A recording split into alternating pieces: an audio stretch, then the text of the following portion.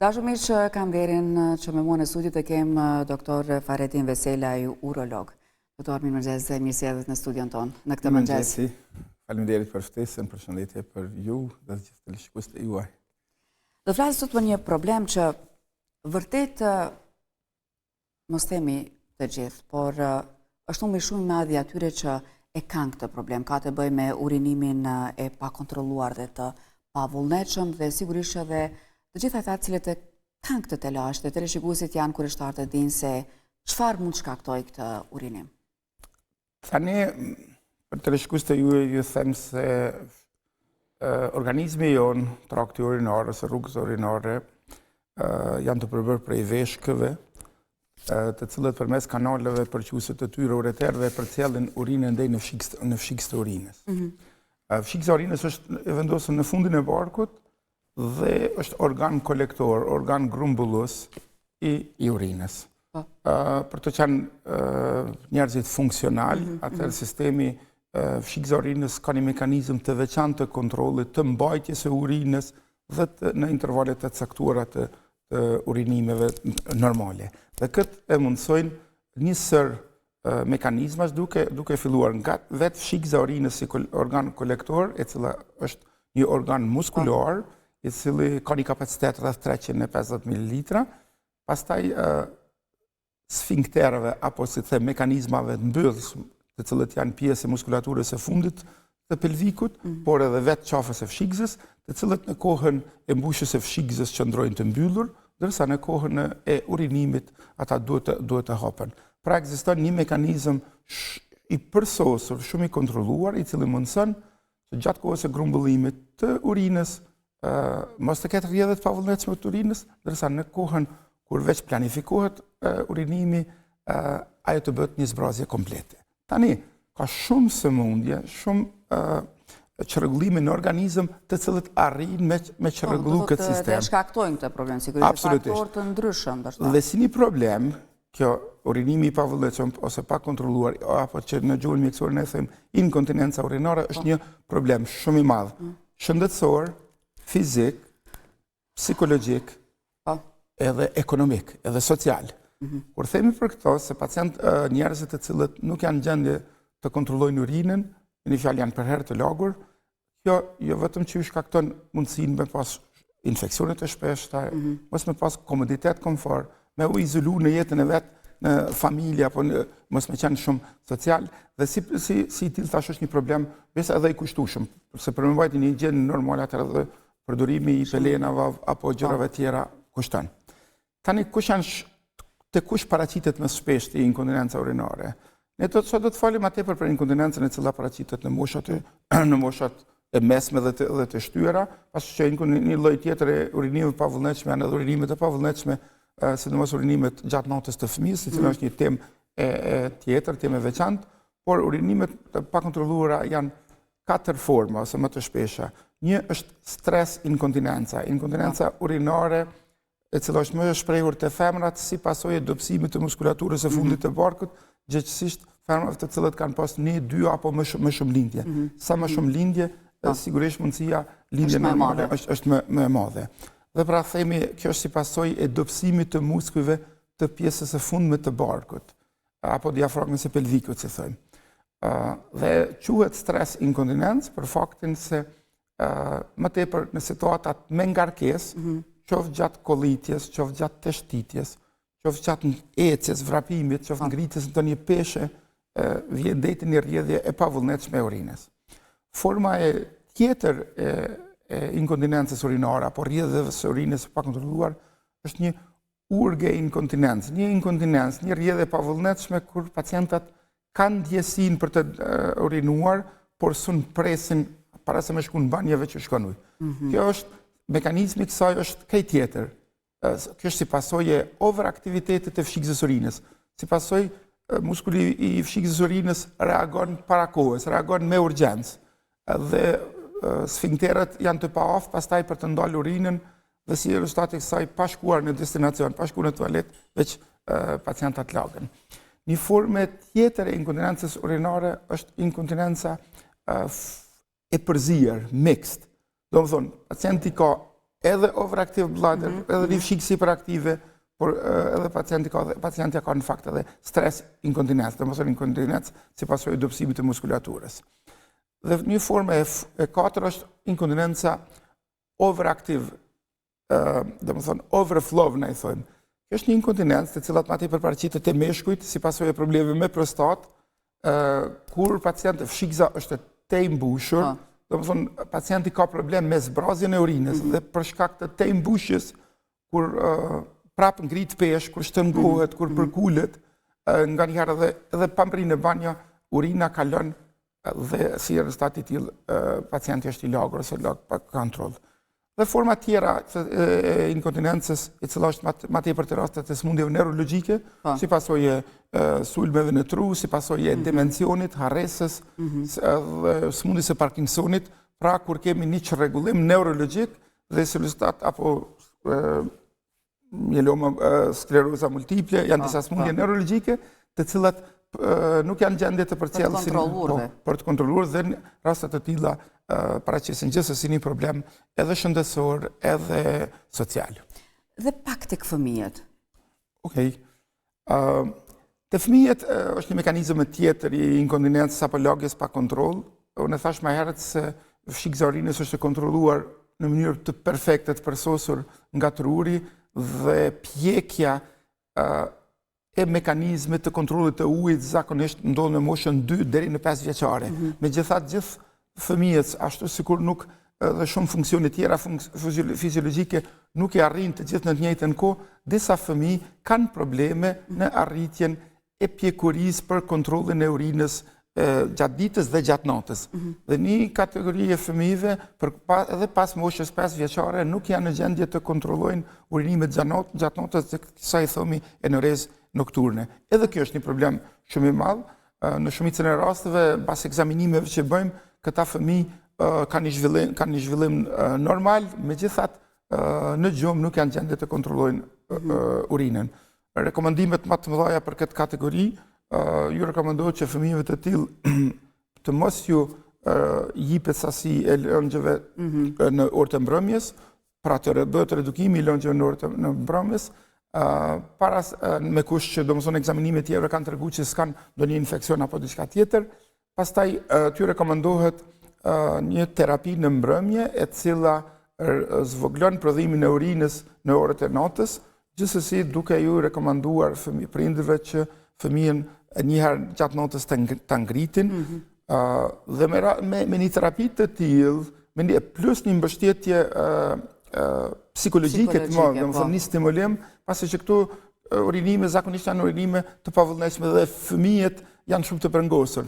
Me këta fëmijë nuk duhet abuzuar, në kuptimin nuk duhet kritikuar shumë, nuk duhet krijuar të ta shprehit e mira me u ngrit natën, mos me konsumu lëngjën orët e mbrëmjes, mos me shiquar video lojra të rrezikshme, se sot kemi një fenomen ku fëmijët sapo 4-5 vjeçar të gjithë me telefona dhe shpeshherë në mënyrë të pakontrolluar. Është ajo ana psikologjike Ana psikologjike e frikës që zhvillohet, prandaj këtyre fëmijëve ju rekomandohet që nuk ju rekomandohet të përdorin telefonet, mos të shiqojnë filma të frikshëm, pasi që urinimi pa kontroll pikërisht ndodh në orët e para, 2-3 orët e para pas gjumit, kur është truri në atë fazën e thellë të gjumit, që themi në REM faza, dhe si tillë shpërthen urinimi i pakontrolluar.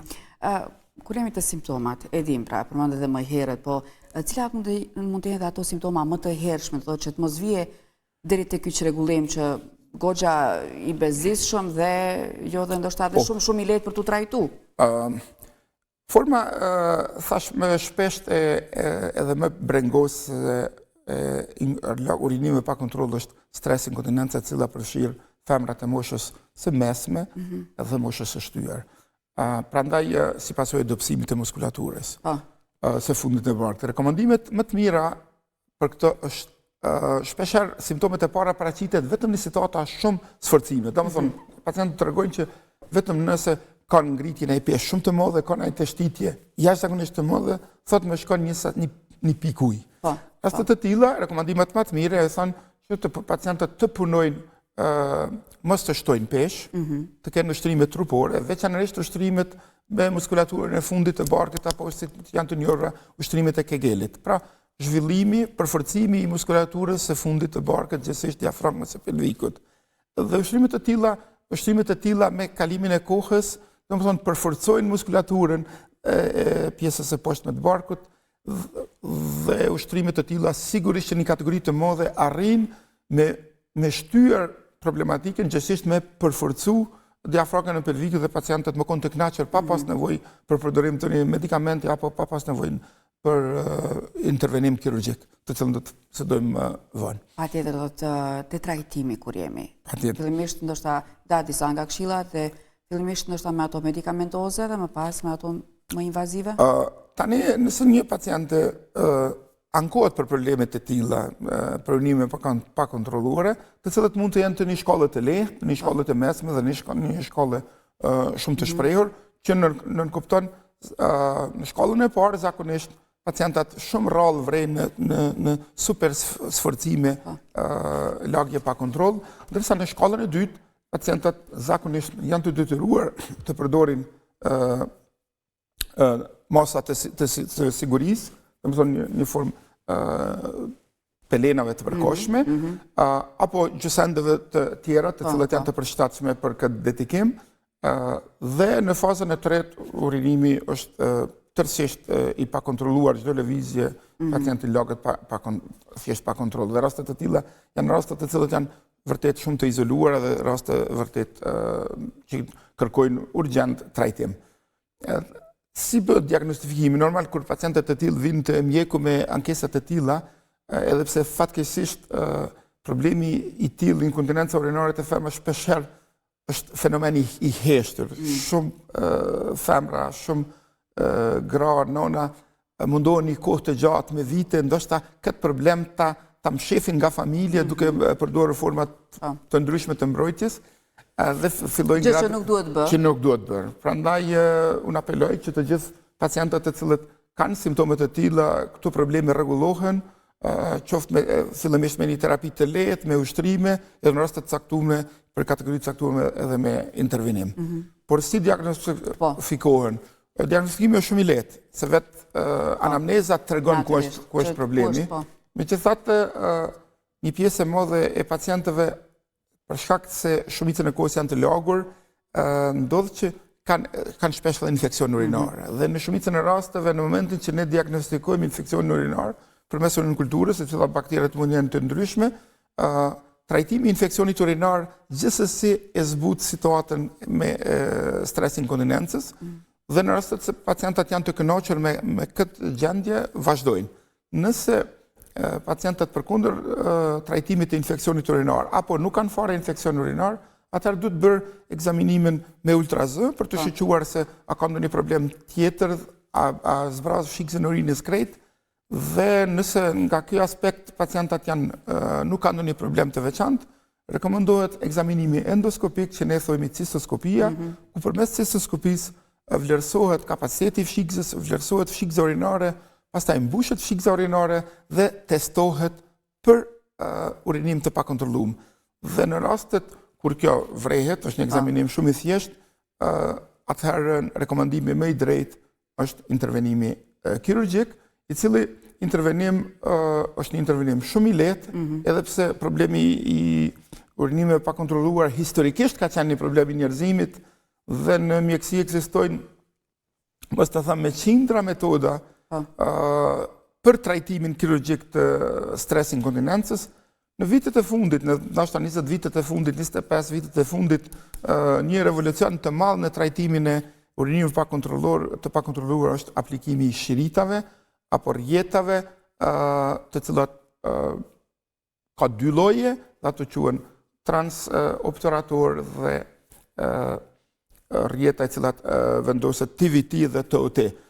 Kjo rjetat me TOT ose transobturator janë rjetat e cilat ndoshta në 25 vitet e fundit vërtet kanë treguar sukses, ndoshta mbi 95%. Shikuesi është diçka që vendoset brenda në organizëm për ta dinë shikuesit si është. Po, intervenimi zakonisht janë shumë të lehta, pacienti është vendosur në pozitë Nga se në ginekologjike. shpjegim duket pak sa më herën, por ja që... Jo, është një nga për intervenim, thash ketë 15 minuta që zgjat një intervenim, pacienti duhet të jetë në anestezion spinal, pacienti ka Nuk janë vedije. shumë 15 minuta. Po, jo nuk janë shumë absolutisht, ata në shiritat veçantë, special, të cilët janë paka shumë të gjërë dikun 12 mm, dhe i gjatë shiriti është dikun rreth 35-40 cm, dhe i cili vendoset nga pjesa e fundit të barkut në pjesët anësore të gilzës, si themë në popull, dhe gjatë vendosjes së shiritit, ajo thash thjesht 15 minuta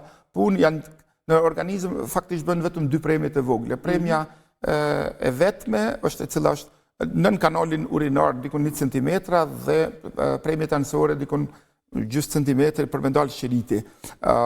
Çka mundësohet kjo? Në momentin që u vendos shiriti, me tërheq fshikëzën dhe kanalin urinar më lartë, mbushet fshikëza urinare, dhe pastaj rekomendohet pacienti që të kollitet, që të teshtit. Në momentin që ndërprehet rrjedhja urinës, në atë nivel ndërprehet shiriti, mbyllen ato varë me 2-3 pej, dhe pacientit i vendoset kateteri. Zakonisht i rekomand një natë pacientat rrinë në spital, të nesër me në mujnë me shku në shtëpit, 2 ose 3 ditë me mbajt kateterin dhe pas heqjes së kateterit pacientat urinojnë normalisht, nuk janë të lagur, dhe ndoshta janë një nga pacientat më falemnderues. Çdo pacient i cili shërohet, por pacientët të cilët trajtojnë inkontinencën urinare janë pacientat më falemnderues në përgjithësi. Për faktin se ajo ndryshon jetën. Natyrisht. Unë shpeshherë nga rastet e tilla kemi shumë dhe nuk mundesh me marrë mend se mënyrën se si e përshkruajnë jetën pas trajtimit të stres inkontinencës. Të gjithë tregojnë për vujtjet, për kostet, përdorimit të pelenave, për ndjesinë, kudo që shkojnë, mos kalon ndonjë gjurmë. Zë bëhet shumë më e lehtë, i kthej normalitetin natyrisht. Definitivisht, një trajtim i cili vërtet mundson pastaj një mirëqenie të mirë fizike, psiqike dhe sociale. Po, nëse nuk trajtohen, cilat mund të jenë ato problemet më të shpeshta që mund të ndodhin në... Sigurisht, mos trajtimi ka sjell shumë probleme. E para, përdorimi i pelenave lagështisë në pjesën e fundit të barkut për herë sjell infekcion. Domethënë, jo higjen, infekcion, kosto, kualiteti jetës shumë i dobët. Infeksionet e shpesha në fshikës të urinës, sigurisht mund të nxisin shpeshherë infeksionet edhe të veshkëve, problemet me formimin e gurve, problemet me hipertension. Organizmi jonë funksionon si tërësi. Pra, një vështërsi ose një problem në fshikës të urinës sigurisht ka reperkusione edhe në veshk, ka reperkusione edhe në organizmin në tërësi. Në cilin moment duhet drejtu mjekut? Mendoj se mjeku duhet drejtu për momentit kur diçka del nga normalja, nëse është normale me qenë terror, me urinu në intervalet caktuara. Në momentin që pacientat ju paraqitet 1-2-3 pika pa kontroll, pas 1 apo 2 lindjeve, unë mendoj që duhet shkuar te mjeku dhe duhet marrë mosat e para, pikërisht këshillat me terapi fizikale me trajtu, e në rastet të cilat veç janë simptomatike, domethënë të vresshme, ato nuk duhet shtyer intervenimin. Pra intervenimi është i pashmangshëm në këtë raste. Tani kjo ishte më tepër të kjo forma e stres inkontinencës. Një kategori e madhe tjetër e pacientëve që lagën pa kontroll janë pacientat me urge inkontinencë, me inkontinencë që s'u pret me shku në banjë. Dhe kjo është një kategori shumë e madhe. Madje këta janë pacientë edhe të moshës edhe shpeshherë edhe moshës së re. Domethënë s'mundem me prit. Kjo kategori e pacientëve trajtohet ndryshe nga pacientët të cilët i përmendëm, për faktin se këtu nuk është faktor dobësimi i muskulaturës, nuk është faktor lindjet, kjo është faktor më tepër overaktiviteti i fshikëzës urinës. Në një fjalë popullore, fshikëza urinës në vend që të jep sinjal për të urinuar pas mbushës, a jep sinjalin edhe ende pa mbushur, për çka pacientët ankohen në urinime të shpesha, që është problemi. Dhe ndjesia fillimisht. Dhe ndjesia e fuqishme, e cila shpeshherë është aq e sikletshme sa pacientët i detyron të mos mrinë në destinacione të caktuar. Tani kjo kategori e pacientëve gjithsesi duhet fillimisht ekzaminuar ngjajshëm, vizitë me ultrazon, ekzaminimet me cistoskopi, në raste të caktuar edhe ekzaminime urodinamike, Por se shpeshherë të këta pacientë terapia medikamentoze ndikon shumë mirë. Pra shpeshherë këta pacienta me një terapi me një tablet, kushtimisht po thamë solifenacin, e cila mund të përdoret 1 herë në ditë apo 2 herë në ditë, këtë gjendje mund ta kontrollojnë dhe mund ta kenë në kontroll të mirë dhe të jenë shumë të kënaqur. Kjo është gjithmonë kur detektohet herët dhe me kohë ndoshta. Zakonisht këta pacienta vinë te mjeku për arsye se probleme parë kanë urinimet e shpesha. Dhe vetëm në rastet të caktuara kanë urinime edhe të pakontrolluara, prapë edhe kjo është kategoria më shpesh janë femra, edhe të kjo kategori shpeshherë është e kombinuar. Disa paciente kanë edhe overactive bladder, edhe një fshikës hiperaktive me një urgjencë për të urinuar, por kanë edhe një stres inkontinencë. Në momentin që pacienti ka një inkontinencë të lehtë, por ka edhe këtë pjesën e overaktivitetit të fshikës urinës, kjo kategori më herët lagët. Prandaj, kësaj kategorie duhet fillimisht me trajtu me barra, me medikamente, dhe nëse me medikamente gjendjen e kanë stabile, vazhdojnë me terapi. Nëse përkundër medikamenteve, prapë vazhdojnë me urinu, por pa kontrolluar, atëherë sigurisht që duhet aplikuar edhe intervenimin. Te kjo kategori që është kombinuar, pra që kanë edhe overaktivin, edhe stres inkontinencën, mas intervenimit duhet vazhduar me tableta. Për që pacientat me pas të qartë se si dallohen stres inkontinenca dhe urge inkontinenca është shumë thjesht. Pacientat të cilët kanë stres inkontinencë thjesht urinojnë pa pas ndjenjë për të urinuar, jo shkon ujë vetë. Për dallim prej pacientave të cilët kanë urge, po, që këtyre ju vjen ndjenjë fuqishme për të urinuar dhe s'u presin me shku në banja. Kategoria e parë trajtohen thash me operacion, kategoria e dytë duhet me medikamente. Një kategori tjetër, cilo e diskutum, është overflow inkontinencja. Lagja e pa kontrolluar si pasojë të mbushjes. Kjo kategori është zakonisht e rezervuar për pacientat meshkuj, të cilët kanë probleme me prostatë. Të cilët për shkak se kanë ndërvite probleme dhe organizmi tyre është adaptuar në mos zbrazjen komplete të fshikës të urinës. Pra, pas urinimit ata në fshikësin e urinës kanë sasi të madhe të urinës.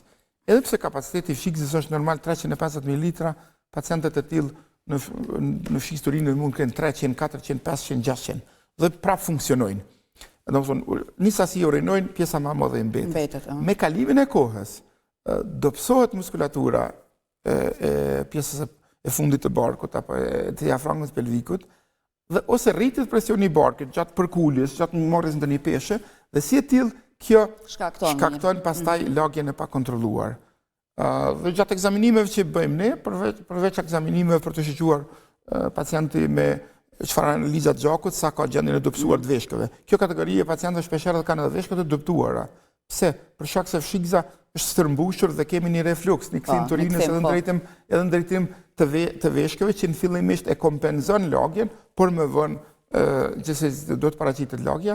Dhe të kjo kategori pasi konstatojmë gjendjen reale të pacientit, konstatojmë se nuk kemi të bëjmë me ndonjë kancer në prostat, por vrehet një rritje e prostatës e dukshme, e cila ka pengu zbrazjen normale të urinës. Te kjo kategori e pacientëve ju rekomendohet intervenimi kirurgjik, qoftë në mënyrë endoskopike me heqjen laserike të prostatës, qoftë intervenimit e hapura, apo në rastet kur gjendja përgjithshme e pacientit është jo shumë e mirë, mjafton me vendos një katetër dhe ky problem zgjidhet. Në thonë për disa grupe, për shkaktarët, por sa janë të shpeshtas këto në përgjithësi për gjitha këto grupe për cilat folëm tani? Problemi i urinimit pa kontroll thash është një problem i mjaft i madh.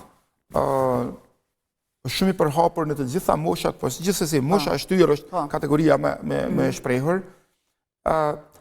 Më parë ishte për shkak lindjeve të shumta, pothuajse të gjitha shumica e nënave, femrave të një moshës të shtyre e kishin këtë problem. Ku në fundit vrejmë se edhe femrat të cilët kanë 1 ose 2 lindje, mandej kemi pas raste që 2 lindje kanë qenë jo lindje normale, po me seksio dhe kemi pas prezente. Janë më të shpeshta tek këto prerje cezariane, doktor? Jo, janë më të rralla. Më të rralla. Me sekte operacionet për lindje, si që janë sekciot, stres inkontinenca është diçka më e rrallë, për shkak se më pak dobësohet muskulatura e fundit të barkët të këto raste, ndërsa të lindjet e kundërta, doktor. Desha thoja që tek për këtë kisha fjalë, do të thotë lindjet normale është më e shprehur. Po, më e shpesh. Sa më shumë lindje, aq mundësia për stres inkontinencë është më e madhe. Zakonisht nuk paraqitet stres inkontinenca me lindjen e fundit, por e paraqitet pas disa viteve, 7, 8, 10 vite, 20 vite, domethënë nga lindja e fundit, sigurisht në fazën kur veç pacientët kanë filluar në atë fazën e menopauzës, kur fillojnë çrregullimet hormonale, kur muskulatura dobësohet, edhe veçanërisht nëse pak janë edhe mbi peshë. Ndërsa pacientat të cilët kanë overactive bladder janë pacienta pothuajse të gjitha moshave, veçanërisht janë femrat shpesh edhe të reja, por faza e parë është vetëm shkon me urinime të shpesha dhe si e tillë edhe këta pacientë të cilët kanë këto probleme, kvalitetin e jetës e kanë bukur të dobët, pasi që... Ja se këtu desha të ndëlisha, çfarë shkakton tek këto moshat më të rëndësishme që nga vice më theksuar? Po, sigurisht shkaktarët janë të shumtë, shkaktarët nga faktorët psikologjik, temperamenti, stili jetës i individit, stili jetës i individit, temperamenti i tij, fiziologjia e tij, nga konsumi i shtuar i lëngjeve, pastaj konsumi i lëngjeve të cilat irritojnë fiksin e urinës, për shembull konsumimi i shtuar i kofeinës, përdorimi i shtuar i çajrave çaj të zi, i pijeve të gazuara, ngjashëm siç është edhe Coca-Cola, kafja u tha, dhe këto substanca shpeshherë ngacmojnë, irritojnë fiksin e urinës dhe te kjo kategori edhe më tepër e përkeqësojnë situatën. Një kategori është e njerëzve përdorin shumë ujë nga bindja se duhet konsumuar lëngje shumë për të shpëtuar veshkët. Dhe shpeshherë ndodh një pacient vjen për të trajtuar këtë problem dhe gotën shishen e ka me ujë. Dhe shpeshherë i them, terapia parë është mos bari shishen gotën me vete, pastaj citata ka me qenë me qetë. Pra ne nuk kemi nevojë të konsumojmë sasi të tepruara të lëngjeve nëse nuk kemi nevojë. Po si datim që është e tepruar atë, se asnjëherë nuk mund t'ja qëllojmë sakt sa duhet konsumu, si duhet ai kalkulimi. Organizmi jonë e kërkon. Organizmi ka mekanizmat shumë të mirë, shpeshherë edhe të ngrënjes, edhe të pijes. Kemi etjen, domethënë ndjem nevojë se duhet pi ujë. Domethënë, varësisht prej rrethonave ku jemi, në ambient të jashtëm, në ambiente të nxehta, kërkohet konsumi më i shtuar i lëngjeve. Varet prej jenë në fitness, ku ti djersitesh, jeni në punë fizike, pra varësisht prej rrethonave ne konsumojmë lëngje. Kategoria caktuar e njerëzve të cilët kanë për shembull probleme me gurë në veshk, kanë probleme me infeksione urinare, si të tillë ju rekomandohesh një konsum pak më të shtuar, por jo kategoria njerëzve të cilët çdo 20 minuta urinojnë, kanë për shembull probleme, dhe kategoria e tillë duhet të keni redukim të konsumit të lëngjeve. Pra, kjo është varet prej rastit, varet prej individit dhe varet prej ambientit dhe rrethonave të cilët jetojmë. Sigurisht në ujëderdhje ndikojnë edhe faktore tjerë, edhe problemet me tretje, pacientët të cilët kanë probleme me jashtëcitje, gjithsesi edhe kjo kategori kanë probleme pastaj edhe në urinim, për shkak se në pjesën e poshtme të barkut janë organet e ujëderdhjes dhe organet e jashtëcitjes, të thënëmet edhe organet reproduktive, dhe prandaj çdo çrregullimi i hapësirave, kisha thonë në këtë pjesë, ka me pas reperkusion edhe në derdhjen e ujit. Prandaj të gjithë këtyre pacientëve ju rekomandojmë që të konsumojnë më tepër pemë, sallata, perime në mënyrë që thjesht ose fibra, të cilët do t'ju mundsojnë pacientëve me pasni edhe një urinim të normalshëm, por dhe një jashtëcitje normale. Erdhëm dhe në minutën e fundit, doktor, të intervistës sonë, dhe u tha shumë çka gjatë kësaj interviste, shumë shpjegime, shumë këshilla, por diçka që mbetëm ndoshta pa thënë që do duhet drejtu teleshikuesve. Ajo që kisha thonë se teleshikuesve se shëndeti i organizmit ton është shumë i varur edhe prej çdo organit, dhe në këtë rast urinimet, çdo çrregullim një ritmi normal të urinimit, me prezencën e simptomeve të para të urinimeve pa kontrolla, adresa duhet jetë te mjeku, te urologu. Pasi që shumica e tyre, mos tham mbi 90% të tyre mund të rregullohen, qoftë me këshilla, qoftë me terapi medikamentoze, një pjesë e caktuar edhe me intervenime. Një kategori të cilën më duhet ta ceki o përmend është një kategori e pacientave neurologjik, siç janë pacienta me demencion, me Alzheimer, pacientët me smundje të Parkinsonit, pacientët me sklerozë multiple, një kategori pacientat pastaj me pjesën tjetër me psikoza të ndryshme. Edhe te kjo kategori, pavarësisht një statusi neurologjik edhe psiqik jo stabil, një pjesë e madhe e inkontinencave rregullohet. Nëse është inkontinenca urinare për shkak të probleme me prostat, ajo rregullohet. Nëse është inkontinenca urinare për shkak të stres inkontinence, siç e thonë, edhe ajo rregullohet. Dhe edhe pse suksesi i trajtimit nuk mund të jetë i njëjtë. Prandaj këshilla ime për të gjithë, çdo pacient e meriton, duhet të ketë një kontroll të mirë të ujitderdhjes, dhe se në kohën e tanime mundësia për trajtimin, për zbutjen, për përmirësimin e për një pjesë caktuar edhe për shërimin e plotë të tyre ekziston shumë e mirë.